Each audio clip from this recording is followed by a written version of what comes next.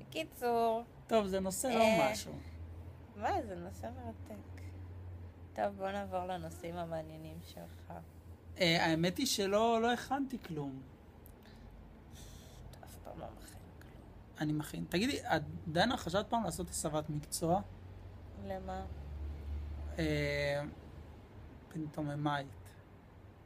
כן. רוצה לראות את זה? אני עושה? איך כן, אני עושה? כן. שתחזיק את המצלמה. טוב.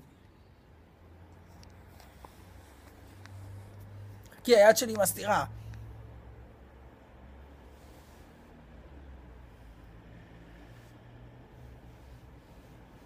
את שוחה לתוך קיר?